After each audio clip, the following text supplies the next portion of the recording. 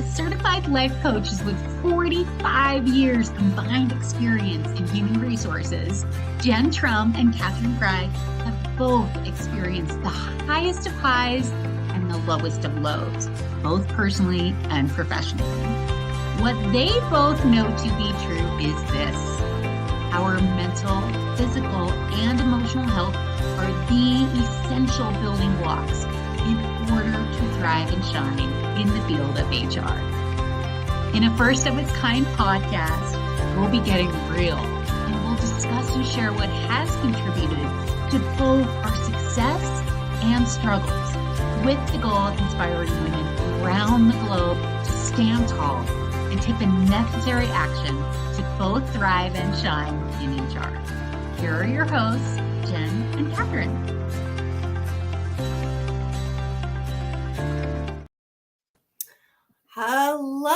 Hello everybody. Hey Catherine. Hi Jen, how are you? Fantastic. How are you doing? I'm so good. I'm so happy to be spending time with you. I'm so happy to be with our viewers and our listeners, because why not? We need to stick together. Absolutely. And here we are at episode 26, if you can believe it. And this episode, I have been chomping at the bit all week to be talking about this episode. Oh, yeah. So today's episode is called Don't What If Yourself to Death. What if yourself to life? So being in HR for as many years as we have, you now doing coaching and consulting, me, in the thick of it, you and I have both seen and been there for many, many years, whether it's in leadership roles with peers and in our own heads.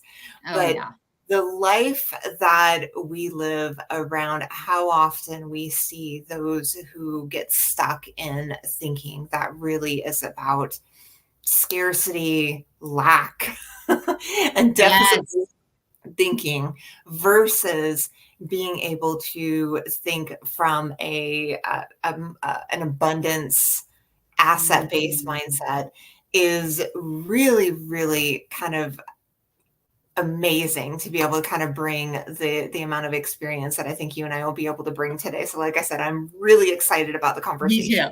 We've got a lot of ground to cover and a lot of good information that I'm certain is going to help a lot of people out there. What we want to do is really talk about the natural tendencies that we all have that really are about these natural ways that we protect ourselves, that we try to really ensure that we are capable and confident and all of these things. But unfortunately, as we say in the kind of summary of today's episode, what ends up happening is they end up stunting, paralyzing, and really keeping us from being able to progress and grow in our lives. And so, it'll be really interesting to kind of hear how this conversation goes.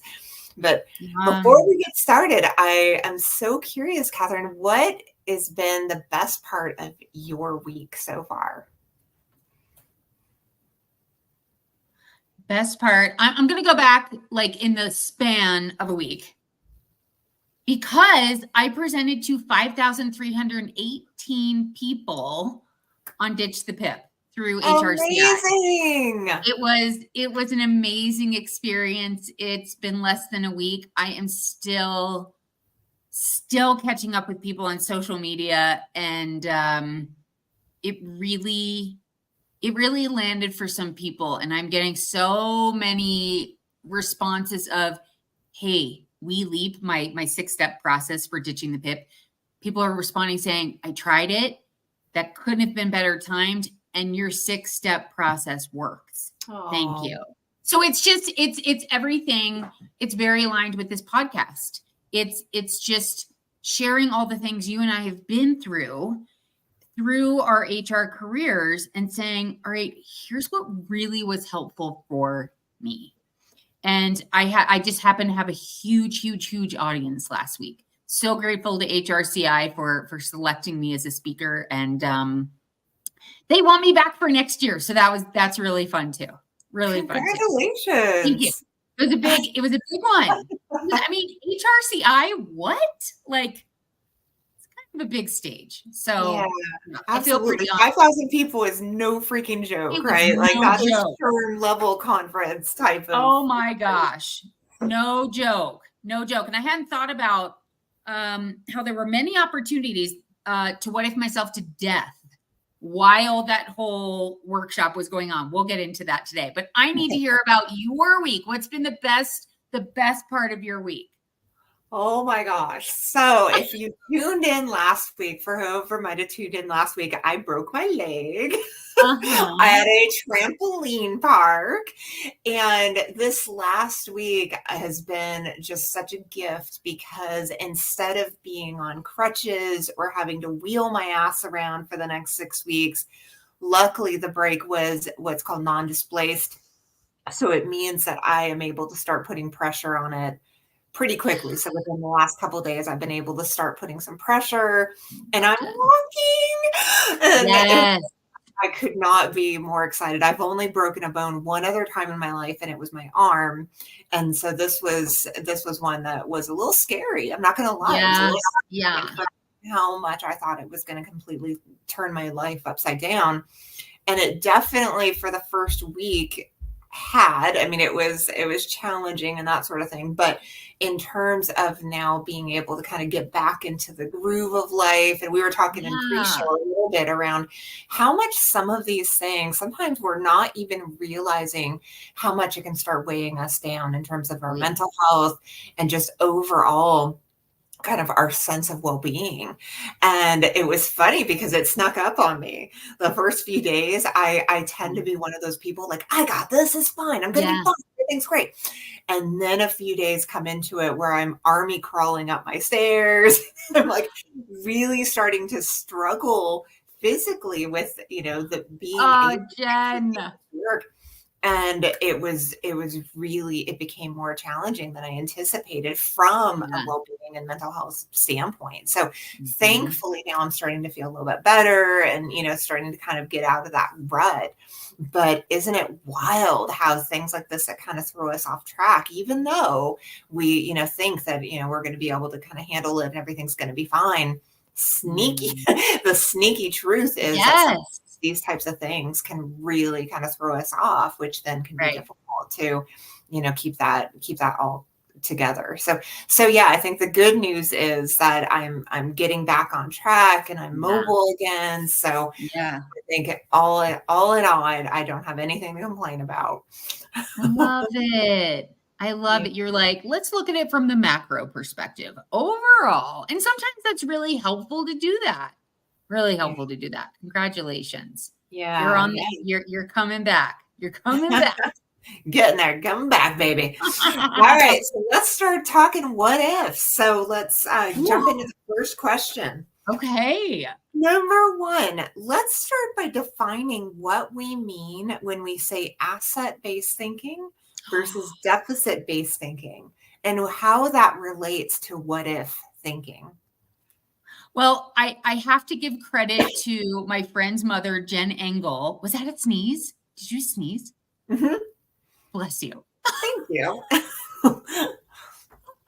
My friend, Jen Engel, her mother co-wrote a book about asset-based thinking. Oh my And gosh. Jen was telling her mom about all the things I was doing. And she's like, well, I wrote a book on that. So it was really, really fun to read the book. And her terminology really stuck with me, this whole concept of asset-based thinking and deficit-based thinking. So Jen, you already nailed it. You already talked about it in the intro, which I love. I mean, it's really about an abundant mindset versus scarcity. And truly, you can just use those two words in my mind. Another way I like to think about it, asset-based thinking is empowered thinking, right? I lead HR Empower Hour. So to me, it's empowered thinking versus disempowered thinking, which would be deficit-based thinking. What I don't want anyone to confuse about this is we're not talking about positive and negative. That's actually not what we're talking about. Asset-based thinking is not be positive. That's not what this is. It's about empowered thinking, useful thinking, helpful thinking versus deficit-based thinking of scarcity, and it's unhealthful and it's unuseful and it's disempowering. So some people think, oh, this is easy. It's positive and negative, and it's not. It's a little bit different. That's how I'd explain it. What about you? How would you explain the difference? I think that is so well said. And I would, kind of elaborate on the thinking in terms of, because obviously there's certain amount that is really helpful for us in terms of planning and being able to kind of think through the different things. And I think that that's one of the things that I've noticed so often over the years is how often people truly have gotten into a belief system around how helpful it is to, kind of get stuck into these thinking patterns. But really, to your point, it's about like recognizing the helpfulness of it and being able to recognize whether or not it's actually kind of serving the situation, or if it's just been spinning in doubts and worries and insecurities and all of these different things that kind of then stunts us from being able to move on. And so it's what I have come to like recognize is like being curious around where we, are in terms of our thinking, because again, there's a lot of benefit that can come from looking at different scenarios. My husband's an engineer, right? And so one of the things that can drive me crazy sometimes is how much he's just constantly overthinking this and that and this scenario and that scenario. I call him like my MacGyver in terms of like always trying to have the answer in different situations. Yep. And at the same time, it can become really stunting when it kind of finds itself in a spin pattern. Oh yeah. It is not, really actually moving forward. And so, in terms of like recognizing, hey, we all are programmed. I mean, based on evolution, our human nature is to want to kind of think through the different scenarios, but where is that really taking you and how is that really helping to serve the situation? So being able to kind of make those differentiator references has really been something for me that I've only been able to kind of recognize at like a macro type level over the last couple of years. But having that kind of pull out type of thing to be able to see it truly for what it is, and not like you were saying and said so well, because it's not fake it until you make it, fake positivity or anything like that. It's really about, no, this is about like recognizing it for what it is, the reality of what it is, yet how can I look at the situation in a way that could help serve, that could help really support. And that sometimes can feel uncomfortable. It can feel like a little bit awkward. And that's where many of us, and I've seen it so many times, and I'm sure you have too, that's where many people kind of give up and say, because it actually takes a little bit more work. It takes a little bit more kind of forethought versus kind of the easy and simple way to go is just immediately to kind of the worst case scenario and kind of can spin out. Right. Believe it or not, that's a simpler way to go, because that's where our programming is going to automatically take us. So in order to break that habit, we have to be intentional about it. Absolutely. Absolutely. I just had a client meeting 5 hours ago, right? 3:00 my time this afternoon. And she is doing my HR 2.0 program. She's leaving the HR field. She wants to evolve, and she wants to evolve into sort of being a financial coach. Okay. And what she has been stuck on is, I don't have the experience. I don't have the experience. I don't have the experience. And we recognize that thought. It's really holding her back. It's deficit based. And just to drive this point home, instead of going all the way over to, I have all the experience in the world, like that is, first of all, false. She can't buy into that. It's not true for her. And that is what we mean by toxic positivity. It's just too much. It's way overboard. And where we ended up, the useful thought, the asset-based thought that she's going to move forward with that felt true for her is I have the exact right amount of experience for my clients. That's it. Nice. So yeah, it was really powerful. So when you said just a couple minutes ago, just do we, we see this from time to time. I'm paraphrasing. I'm not using the right words. I deal with this every single day in my brain, and 100% of my coaching client meetings are about ABT and DBT, asset-based thinking and deficit-based thinking, 100% of the time. Yeah. That's what it boils down to. Anyway, yeah, that's why today is so important. So important, because it can make us or break us. And that does not surprise me at all, because I think if we are paying attention, Yes. this is what we're all doing all the time. Yes. And I think what a great and amazing gift. And it's a little uncomfortable and it's a little bit scary, but what an amazing gift we can give ourselves to like really start to become more aware of what's happening. Yeah. What's actually happening when it comes to the Yes. circumstances that have been presented to us, and how quickly are we going down the DBT route versus saying, hey, wait a second, I really want to be intentional and try to figure out how I can start looking at this from an asset-based thinking perspective. Boom. Boom. Boom. Right. Number 2.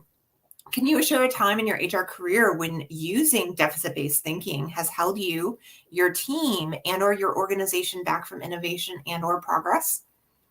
I mean, which example am I going to use? All day long, every day.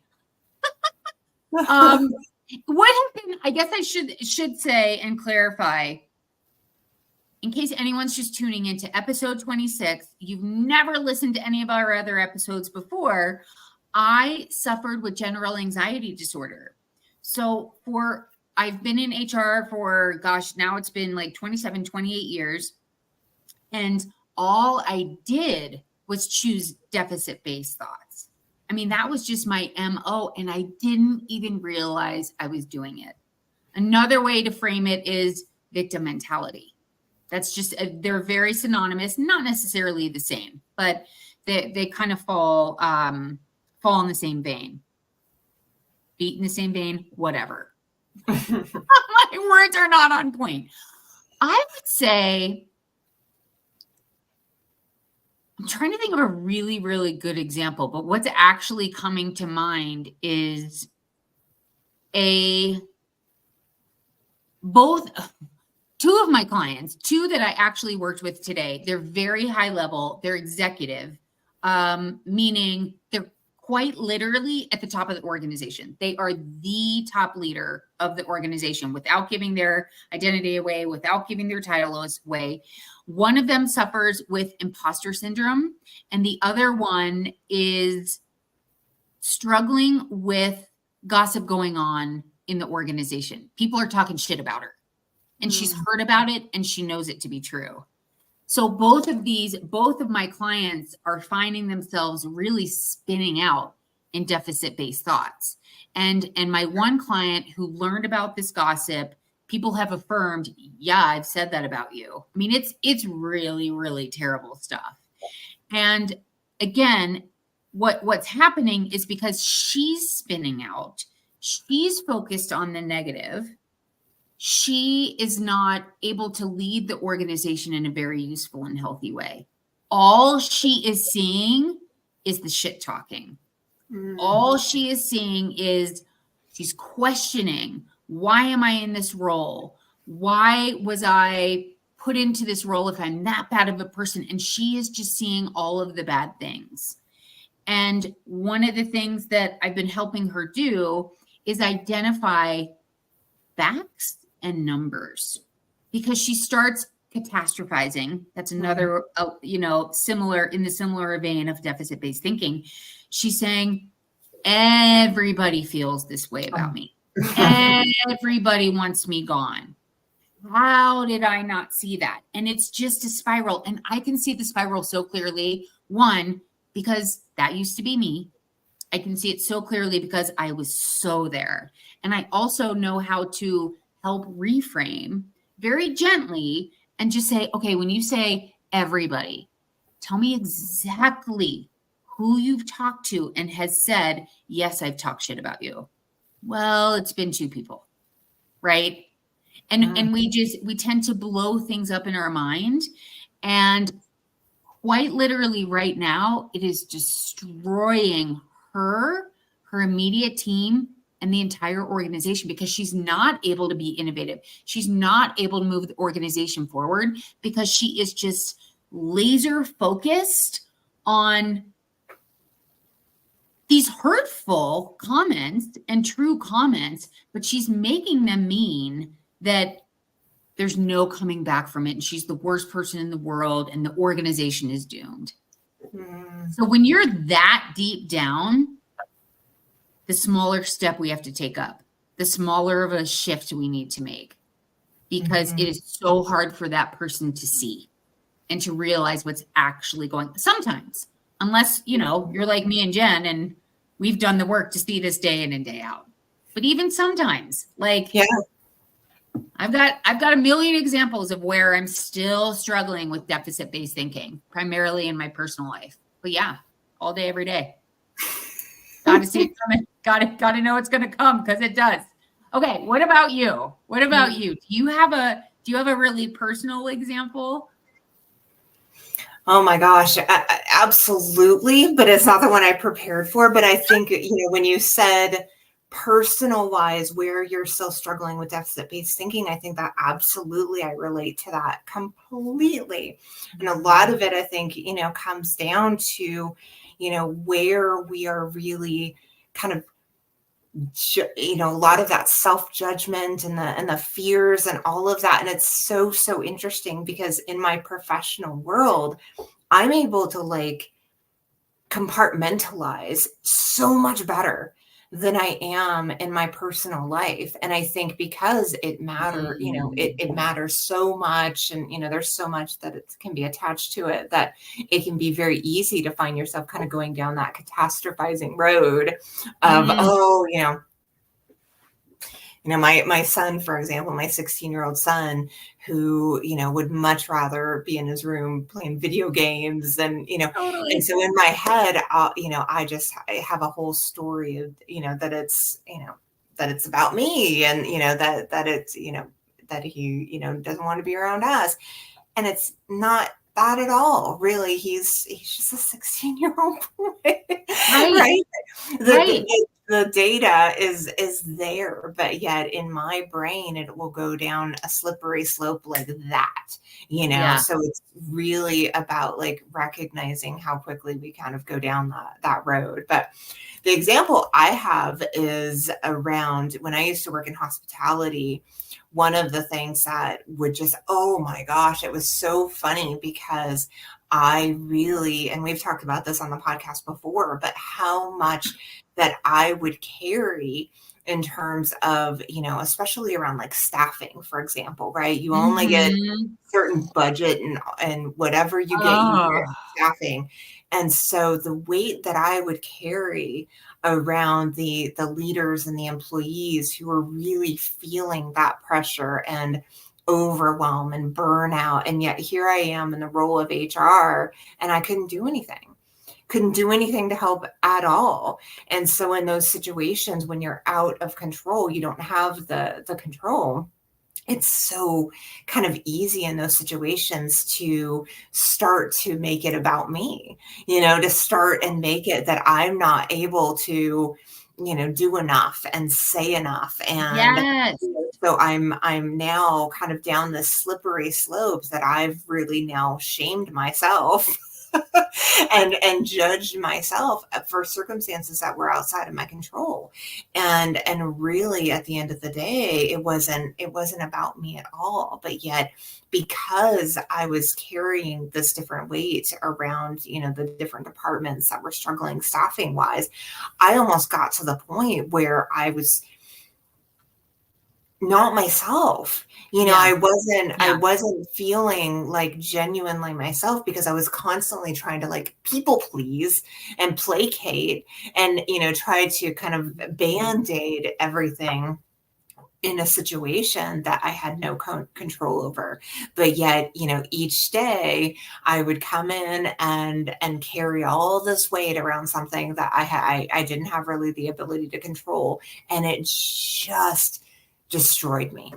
It Mm. destroyed me because at the time you had, different leaders and employees who kind of similar to the situation that you brought up. And I don't know the circumstances, but they did look at me. Right. And they did have, frustrations and, we just were not seeing the applicants. And so, that then came back to me. And at the time I took it way personally, right? Yeah. And really then kind of walked away from it feeling as though I failed. Mm. But that wasn't the truth of it. But yeah, I didn't have the way to really compartmentalize that. Instead, I kind of victimized myself in that situation and basically kind of put myself into a situation that I felt as though I had failed them, which then kind of caused me to not feel like I was good enough. And so I think, all of that leading up to just kind of creating this discord within myself. And, Mhm. this deficit based thinking is really about kind of then compounding it one thing after another rather than, being able to recognize one, this was not my fault. And two, Mhm. just showing up is doing the best I can. Just, having an intention of wanting to do the best I can is really all that was ever needed. And yet at the time it Yep. went right over my head. you know, just Yes. completely. Yeah. So I mean, yeah, you're making me not making me, geez. My mind just shifted to Don Miguel Ruiz's 4 agreements and always do your best. yeah. I mean, if there's one thing to focus on in this lifetime, it's leading with trusting that others are doing their best. And even if they're doing a shitty job, chances are they are doing their best. The day just happens to be their best is 10%. That's Yeah. all they have. They're truly giving their best. And that's all we can do too, is give our best and do our best. And it's just so funny you bring that up because I started working with a new therapist 2 weeks ago.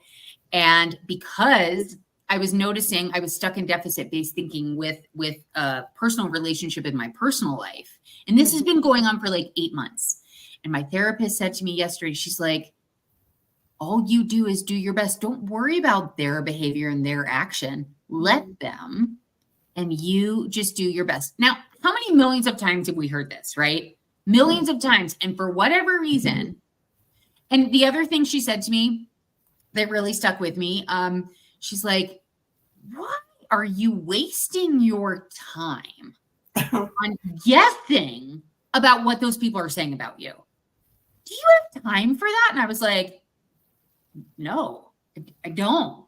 I'm running a women-owned solopreneur business, and I am bleeding social media inquiries out my ear to help with my business. No, I don't have time for this. I don't. There are people I need to serve in the HR community, and I'm not getting back to them because I'm spinning out in deficit-based thinking about something that happened 8 months ago with a family member of mine. No, I don't have time for that. So for whatever reason, that just like snapped me out of my deficit-based thinking. So for whatever that's worth, for you, Jen, for any of our listeners, like, A, you're not alone. We all go through this. Like Jen, you were saying earlier, it's just part of that maybe not the right word, but they call it a negativity bias in our brain, and our brain just goes there. And our brain heart is hardwired for that. Can I come out of the cave or am I going to die? Like that is just how our human brain is wired. And we have to do the work to get into asset-based thinking. Yeah. And I love that sometimes we don't see it ourselves. Right? Like No. there's something that when we're kind of in it and really in the mix of it, it takes sometimes somebody else to say, you really sure? that Right. question, you got the time for that? And you're like, actually, no. No, I don't. But it's sometimes it's like that mirror, that awareness that someone else might be able to provide, and then Boom. kind of helps shake us out of something. And because again, we all do it in Oh, different ways, whether it's personal, whether it's professional, we all kind of get into those ruts. And yeah. you know, just having compassion with ourselves, and then being able to like say, this is not working for me. This is Right. not working for me. I'm moving on now. Yeah. Oh, yeah. Yeah. And someone to give you that permission. I mean, we need to give permission to ourselves. Yeah. But I am absolutely, as a trained coach, right? I mean, I help myself in the exact same way my therapist helped me yesterday. And I'm Mhm. totally okay with it. I'm okay with saying, you know what? I still have a human brain, even though I understand the human brain on a totally deeper level than I ever did. I see my deficit based thinking. And that's what I said to my therapist. I was like, I see it. I see my victim mentality. I see my deficit based thinking. I see that I'm Mhm. what ifing myself to death. And I can't freaking get out of it. Help. So no matter how old anyone is, no matter what certifications you have, if you have a PhD, if you have, it doesn't matter. Sometimes we Mhm. just need help because Jen is so right. We just can't see it. And we Mhm. can't figure it out for ourselves. So that's when we need to ask for help. And it's okay to ask for help. I think it's Yeah. a power move, actually. Yeah, I'm like, it's more than okay. It's like, it's something that you and I would cheer and applaud anyone listening and watching, and each other. Whenever, it came down to, Yeah. you had said a couple weeks ago something about getting a new therapist. I'm like, yeah, not because, you're broken or anything like that. It's really about like, how do we, you know, be able to like have that support to help us work through the things and the stuff. And we all Right. have it. And Right. it's a matter of like knowing what is going to best serve us and to Right. get us out of some of those ruts. And sometimes it's just too close. We just we can't see beyond until we can have a little perspective. So true. Yeah. Okay. All day Next long. question. What about an experience where you started to go down a deficit-based thinking rabbit hole and were able to catch yourself and shift your mindset? Do you have an example? Oh, yeah. It happened yesterday. Like I said, this happens all the time. This just happened yesterday. So, I mean, I'll explain it how it is, but I also want to make a direct correlation with what it's like in the 9 to 5 world of HR. Because as a consultant, I am being tasked to do this really, really cool project to develop a comprehensive leadership development program for a client. So my client being, there's a town manager involved in this process. There's also an HR director involved in this process. I love both of them dearly. They're very different people. I'm very different than who they are, right? So I've been doing all of this research. I've been having internal meetings with employees, with department directors, et cetera, et cetera. So I bring them together because what I've been hearing is the HR director wants more learning and development. The town manager wants a full bona fide year-long leadership development program. They're two totally different things. And I've been hired to do a leadership and development program. So what I was like, I can do I can do an L&D track. I can do a leadership. And that's what I presented to them. And in my mind, I'm like, I just nailed this. Like I have been in it. I know these people. I know the culture. Here's what I'm putting forward. And it wasn't like it would receive poorly. And I expect them to poke holes in it, but I just missed the mark completely.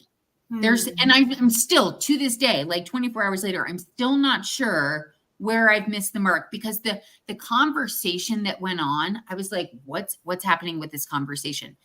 So here's where my brain started going. Oh my God, I'm really bad at my job. Oh my God, I missed the mark. Oh my God, I'm going to get fired for the rest of my contract with this organization through the rest of 2024, let alone not be rehired for 2025. And my brain started to do it. My brain absolutely started to do it. And it went on for a little bit after the call. And then I was like, girl, you don't know what's going on. You have no idea what's going on in their worlds. Did they actually say, this sucks? And there's no, like, they didn't say anything like that. It was more clarification on a very specific part of departments leading some leadership initiatives that would take about 20 minutes. And one of the members had a question like, how much time is this going to take? Right. And the conversation got a little bit wonky because, again, these are two people with two very different goals. They're very different goals. And I'm like, yeah, I got this. Right. And all of a sudden I felt like I didn't have it. But I caught myself immediately. I reached out to the town manager and after, the end of today, and I was like, hey, listen, are we good? Do you want me presenting tomorrow? And he's like, I'm going to call you tomorrow about this. So I still don't have a clear answer, but I'm not going down the DBT rabbit hole because I don't have the facts. And as my therapist would say, I don't have time for this. I mean, I have so much work to do. I have so many clients to be helping. It's like, okay, cool. That's just going to sit on the back burner.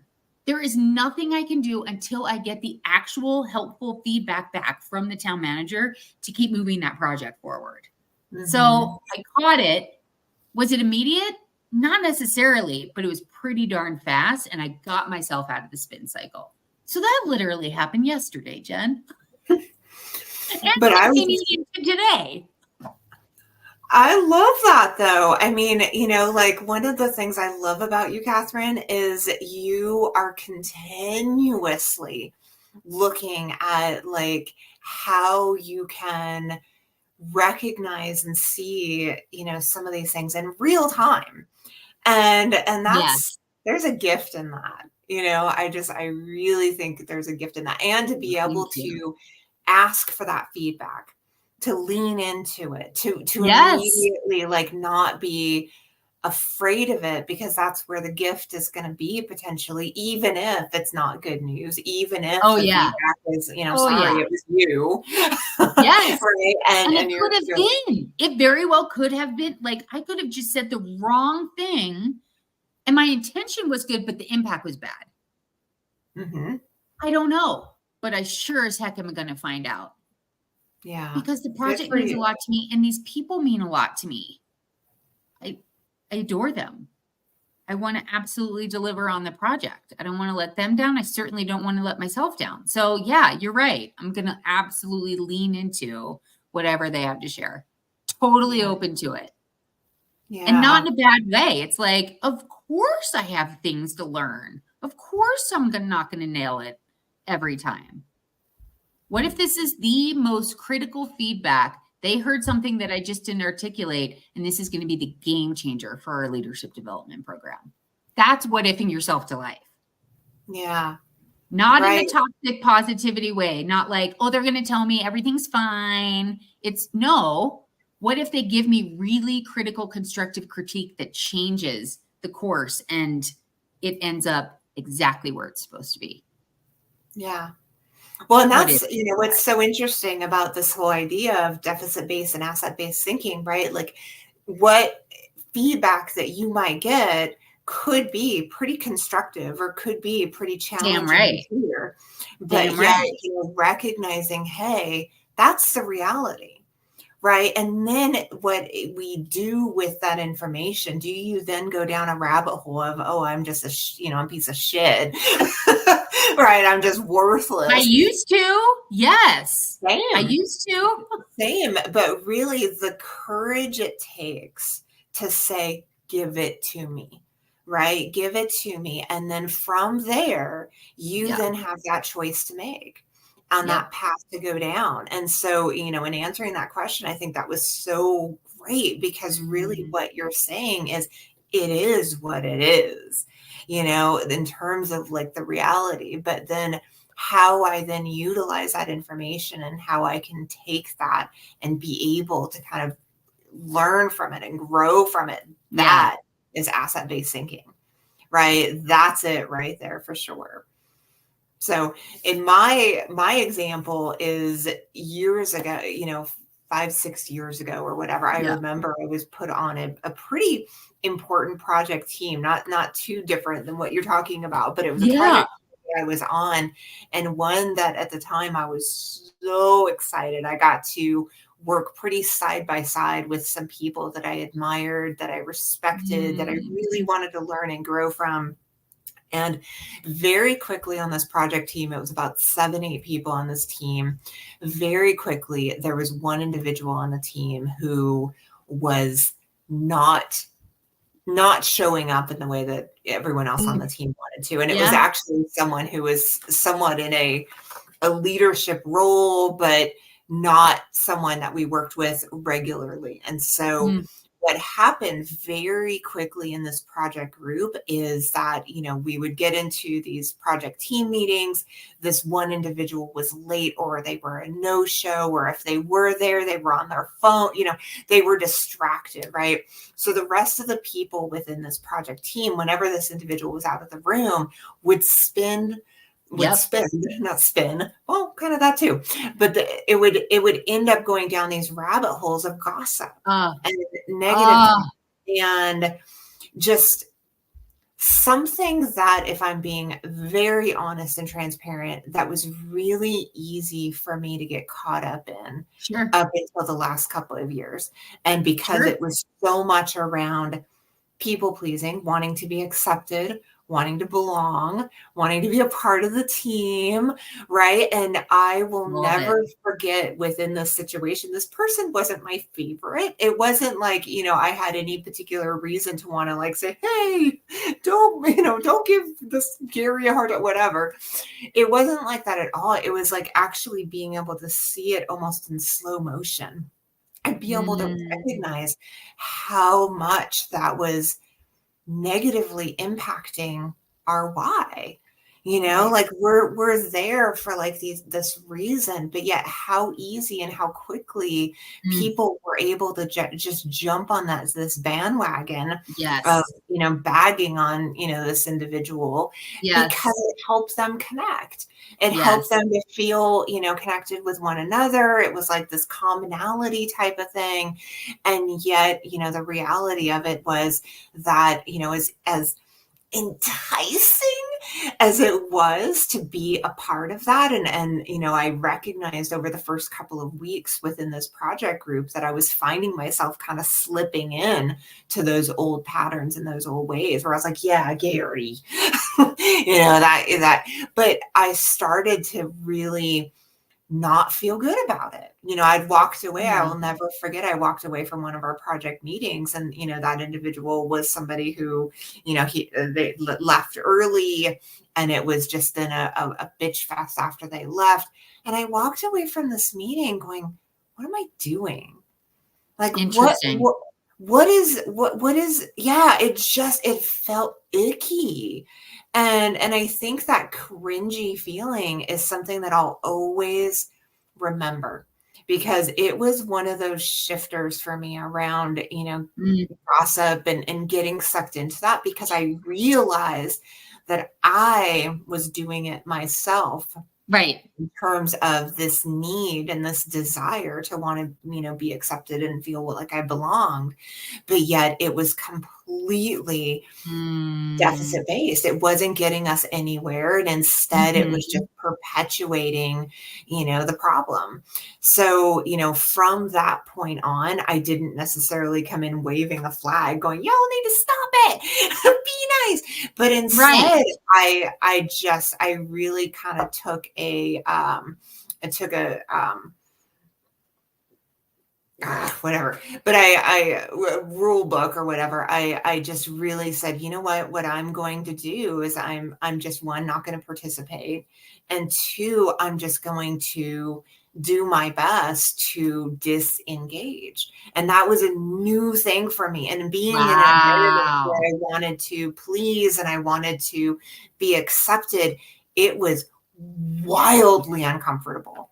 So it's like, Mm. even though I had this moment where I could see clearly how much I was participating in it, breaking free from it was so much harder. It was so much harder Mm. because I then had to like actively pull myself away from something that I had participated in for years and years and years and years. So I Yes. think in answering that question, it's like, yeah, I could see where my deficit-based thinking was getting me stuck and holding me back.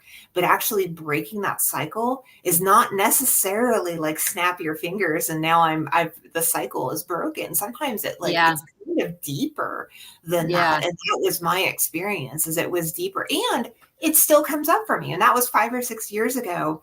And I Yep. still have experiences just, a couple weeks ago at my current job where, how easy it can be to kind of have those experiences where everyone else is like collectively, like they've got a cause and, they're pushing towards something. Yeah. And you have to like really check in with that and say, well, wait a second. What is that? What is that kind of collective kind of negativity and That's yeah, social how contagion. social contagion. That was what I was just thinking of. Yeah. And so, but being able to kind of see my own part in that, and then also Yes. being able Oh, to remove myself from it, even if I'm actively still sitting at the table in the room, I have to actually be a change agent and lead by example in a way that still can feel awkward and still kind of is a little bit different. But yet I'm sure much more proud of myself for for that, because at the end of the day, yeah. I know deeply that that is something that's the right thing to do. And it's just a matter of shifting kind of these old patterns that can have so many good strong justifications for why I would want to Mhm. engage in the behavior, and then so many more strong justifications for why it had to stop. I don't even know what to say after that. That was such gold. I mean, you just Simone Biled all over this podcast. That was So wild. I you did. I mean, we're talking all around Olympic gold on that. Yes, all day long. And I think you and I could could extend this episode for like 7 more episodes. There's so much to uncover in this. What I really love what you touched on is that uncomfortableness. Mhm. I think a lot of people don't expect it's going to be comfortable. It's like, oh, theoretically, I get it. I should stop my shitty spin cycle and tap into more asset-based thinking. Not so It's fast. not it. There will be. I mean, if you have been doing this like I have, 49 years old, right? I really started noticing my deficit-based thinking at 45, and I'm still working on it. And it is uncomfortable. But once Mhm. you start practicing it, once you kind of get over clear the hurdle, now I'm going to have all these Olympic analogies. Once you clear the hurdle, right? I don't even know any hurdlers' names, but I'm having a visual of somebody going over a hurdle. Like you've cleared it. And then you just keep practicing it and you keep refining it and you keep rinsing and repeating what does work. But is that first hurdle tough? Oh yeah. Is the second one tough? Yeah. Mhm. But Mhm. you have to keep trying. And I think, Jen, what you just shared is your value of integrity and your value of we have better things to talk about than to gossip about an employee. We don't know what that employee's like. I just like felt like I was a little cute mouse in your mind, just like kind of listening in a little bit. What a beautiful space. Like that person is lucky to have you. And I think the team is lucky to have you to be willing to say, unconsciously, okay, I know I want love, safety, and a sense of belonging, the 3 basic human needs. I know I want that. I know I need that. And I know that this is off. Yeah. This is off. And we have better things to talk about. And I have better people to surround myself with. Even though I've held these people on a pedestal, these are people you really wanted to work with and admired. And turns out, without shaming or blaming them, you just need something different. And that's okay. Mhm. It's Yeah. okay. Definitely. They don't have the awareness. And that's another thing when we start to make these shifts. Not everybody's going to shift with us. We have to be okay with shifting because we know it's right for us. Mm-hmm.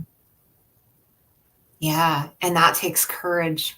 Oh, I right? love your C word. I love when you bring up courage.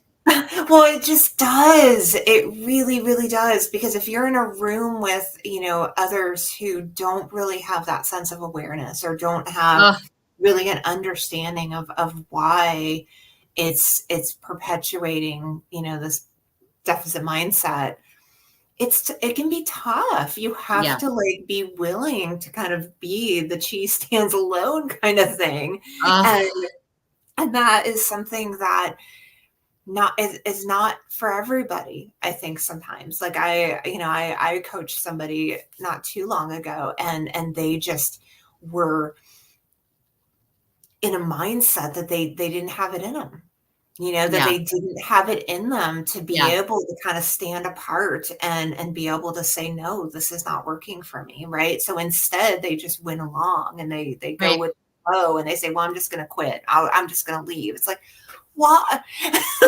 Why? Because because it's scary, because it takes, something that sometimes, people truly don't believe that they have it in them.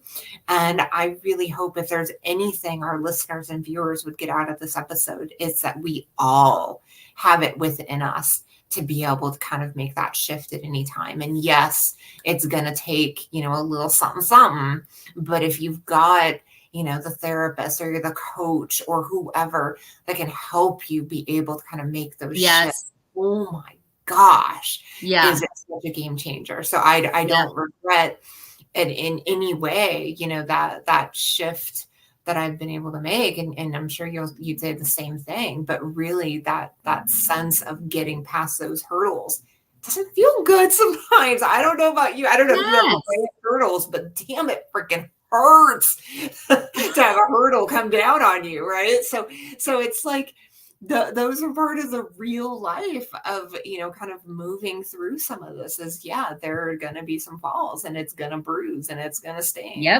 Just get right back up and keep going. All right, let's get through a couple more questions here. So next one, speed round. Speed round. What insights have you gained from shifting your decision making towards an more asset-based thinking model? How profound it can be. It may sound super simple, but this is definitely much more of a personal example, and I want to give almost a trigger warning on this one. Although I believe that triggers just mean we have more work to do, but I do want to, what happened for me is I live in a place where suicide is very high. We are, I think I've talked about this on previous podcasts, but in Colorado, we are the 6th state with the highest rate of suicide. So 6 out of 50 states, 6th highest state, if that makes sense. But where I live in Pickens County, we're 3 times higher than the state numbers. Our suicide rates are just very, very high in the resort community where I live. And I have known so many people who have taken their lives. And I started thinking, like, one person jumped off a bridge. When I started walking across bridges, my mind started going to, well, what happens? Do you just jump? Do you just jump and it's an instantaneous thing, or is it really planned out? And that what if it just happens immediately and you have no control over yourself? So that started me I got scared. I had a hard time walking across bridges. And then another acquaintance took his life within the ski boundary, and I was on the chairlift that accesses the area, and the same thought happened, and I was by myself on a chairlift really, really high off the ground.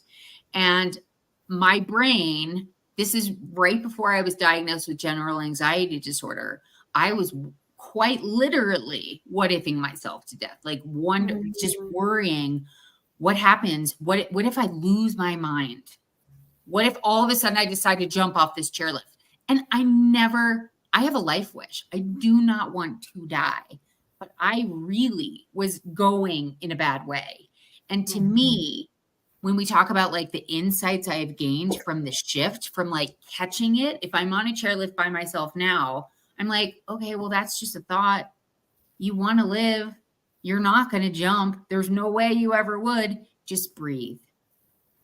Get back to homeostasis, tap into your parasympathetic nervous system, and get back to a state of calm. And I know how to do that.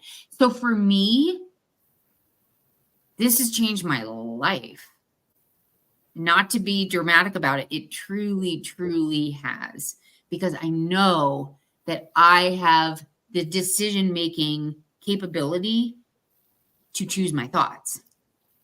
And they can either be deficit-based or asset-based thoughts. And you can imagine when I was having those types of thoughts and how it was rippling into my work life. I'm not a good compartmentalizer. I mean, what was happening in my personal life, if I were sitting at the office and I would suddenly think about, oh, maybe I could squeeze in a ski lunch or something, like this is what you do in a ski town. You know, you try and get out for 30 minutes, you try to take a lunch break. So sorry. What's that? I said, I'm so sorry for you. That sounds Yeah, I know. horrible. My life is terrible. My life is really terrible. I have a very good life. And I was too afraid. I was too afraid to go get on a chairlift by myself. And I would just sit and I would push through my work because I wanted to get those thoughts out of my head and that fear. But then that fear on the weekends was impacting my social health too. In a ski town, you ski. There's really not much else to do. So it really was having this really negative consequence in my life. And I am just so grateful that I can see so clearly now, okay, that's just a thought. And if it's deficit based and you don't have to choose that thought, it's just a thought. You can let it go. And you can totally choose a different thought. It takes practice and it's taken me a long time, but it quite literally may have saved my life. Who knows? Who knows? And now I what if myself to life. Yeah. So sorry. I got very personal and very deep on that one. Trigger warning, over. I've got chills though. I'm so inspired by that, because what you are talking about is something that, oh my gosh, like the amount that you've had to really push through to even get to the point of being able to say, I'm in control, right? Like, as much as I think, in terms of the natural tendency to believe that our thinking is outside of our control, whether you're on a chairlift, whether you're, wherever you are, right? And to believe that you completely are having an out of your control experience. Yes. Is something that I think is terrifying. And yet, here you are a number of years later to really be able to recognize how liberating it is actually to have that experience, because now you can look back on it and really be able to kind of see how much growth you have come, how far you've come. Oh yeah. To be able to now like recognize it. And yeah, sometimes compartmentalizing when we're in a state of panic or freak out or whatever, it's not a lot easier said than done, right? It's not going to be something that we can just shift our way out of. But yet recognizing that within you do have that power. And that yet perhaps maybe you need to give yourself a little space, a little time, whatever that is. That, Catherine, is one of the greatest superpowers that you can have, is really being able to see that for what it is and be able to say, I can choose differently. I do have that choice to do that. And that's something that I know you and myself as well, and working with different people, Yeah. Very few people actually realize that they have that. And so it's Yes. really, I think, the challenge that we have, and I think so many, people who have a new found awareness around, the ability of being able to kind of step out of that thinking and be able to say, what is it that I really want? What is it that I really want to be thinking about this? And be able to shift accordingly. Because I think for me, in terms of insights, that's really where it was for me, is like Huh. being able to accept that sometimes I'm in a cringy, like sometimes it is not a good place, but yet the more that I can just own it for what it is. And I was just having a conversation with my boss about this today, because unfortunately we've got somebody who's struggling with substances, and our conversation was really around how can we help people to just accept where they're at Mm, in the moment that they're at. And for people who have done the work, like you and myself and my boss, that's something that has taken practice, and it's taken time, yes. and it's not something that we can necessarily just hand off to somebody, but yet it really does matter to be able to recognize, hey, I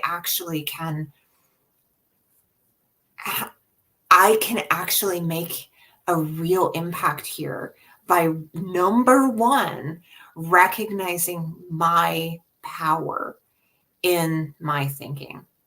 And I think that is one of the greatest insights that I've ever come to in my own life, is really to recognize, one, our natural tendency is not that at all, is to truly believe that we're powerless when it comes to our thinking. And Mm, two, is then being able to then recognize, wait a second, I actually do have the power and the control. So what do I want to do with it? And that is like, it's wild how, yeah. like, you and I can have these conversations and say it's right there. But yet, in the conversation that I just had today, Yes. it's really much more complicated than it seems or feels.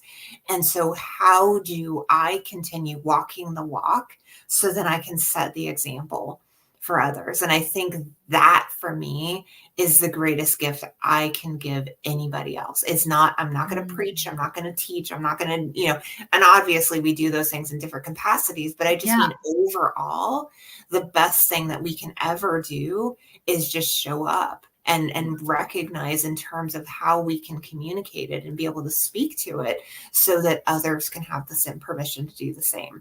And that's when those light bulbs will come up. And that's what, my boss then told me today. He's like, Jen, you know what? Yes. Like, the best thing that you can do is continue to be you.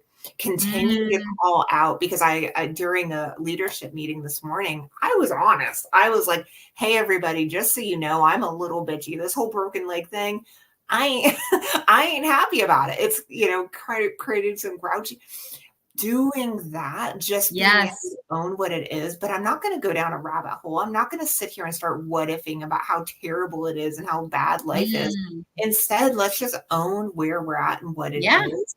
So then that way we can move on from it, You and just can't move on if you don't own it first. It's exactly. impossible. It's Yes. impossible. What would you be moving on from? You got to own it first. I love those words. That's pretty Yeah. powerful. Yeah. Dang, Absolutely. girl. Okay, I dropped my questions. Okay, last question. Can Okay. you share some practical strategies to help us begin shifting our what if thinking models from deficit to asset based?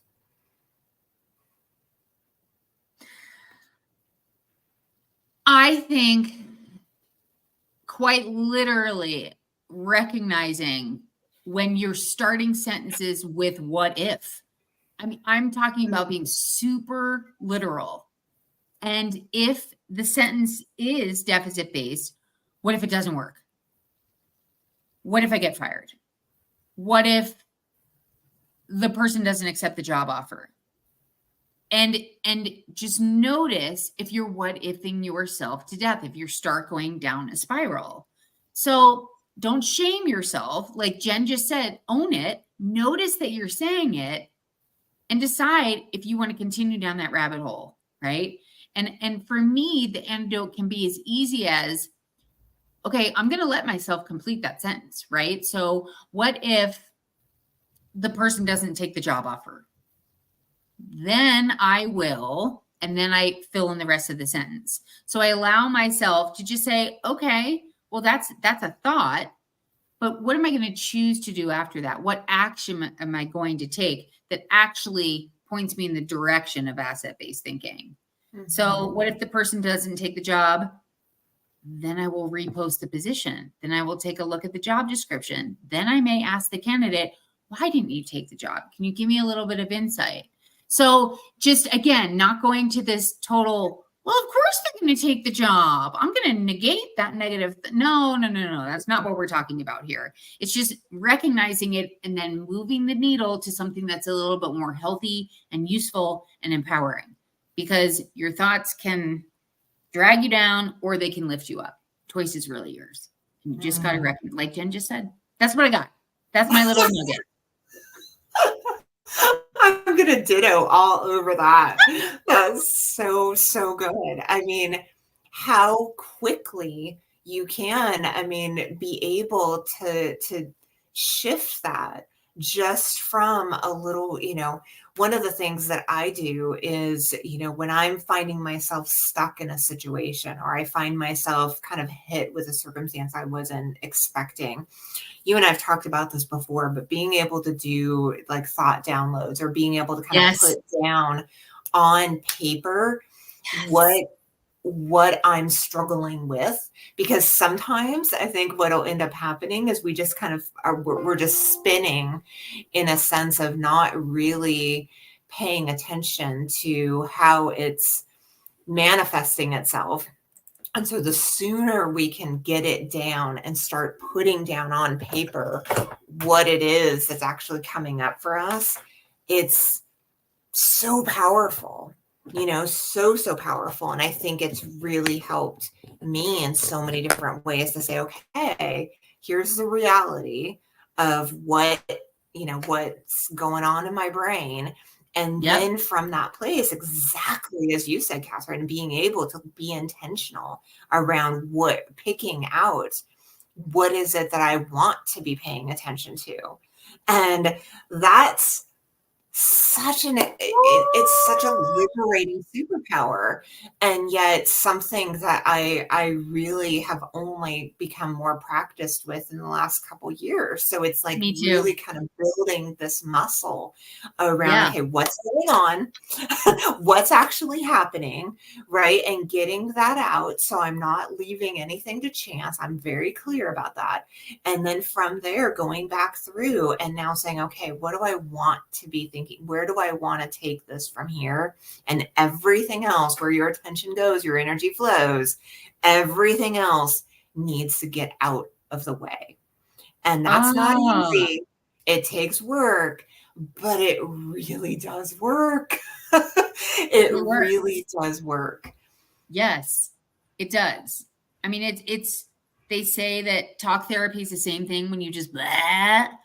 But this behavioral scientists have shown that your own penmanship, sure, if you want to email it yourself or type it, great. But they say that there's something very beautiful and very therapeutic about our own penmanship.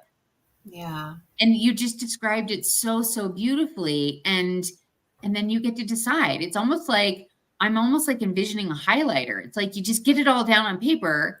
And then you give it whatever amount of time, you go back through it, and it's like, I want to keep that. Yeah. And maybe you look at it and you're like, I don't want to keep any of this. It's that intentionality. Yes. Yeah. Yeah, that's a golden nugget right there. What you just shared. Thank you for that. I'm going to do my journaling practice first thing in the morning because you reminded me I need to do that. So thank you. I should too. No, I think journaling just generally is something that I am horrible at. Like No I way. yeah. Yeah. Like I don't do it anywhere near as much as I should. And I tend to Mm, find that I'll bottle it up and then, do it when it's actually something's happened, a circumstance, a situation, yeah. a struggle, something like that. And then I'll do it. But yet, like you said, our own writing and being able to like actually process through things, good, bad, and, neutral, it's so healthy. So I'm going to do Yes. the same. We'll have to report back next week on how we Okay. did with journaling. Okay. I thought my journal was right here because sometimes I keep it right next to me, but it's actually like 5 feet away and I can't get it. But yes, I'm looking at my journal right now. So yes. Good for Accountability buddies you. for journaling. I love it. Well, awesome. Well, with that, Catherine, I think we're wrapping up today. Thank you. So, I mean, what a great conversation. Again, so many good Yes. nuggets. And, it's something that I think when it comes to how we think, why like human behavior is so freaking fascinating and we could talk so many hours about it. But I think the more that, our listeners and viewers and ourselves really can recognize that our thinking and, being humans is going to be about our brains being on, hyper mode constantly. And so the more that we can become aware of and intentional with our thoughts, the more it will help propel us to the next level. So I want to thank you so much for the conversation. And Thank any you. final parting thoughts for our listeners and viewers before we head out? No, I want them to stay focused on what you just shared about writing. I think that's the perfect tool to move forward with and experiment with. So, way to nail it, Jen.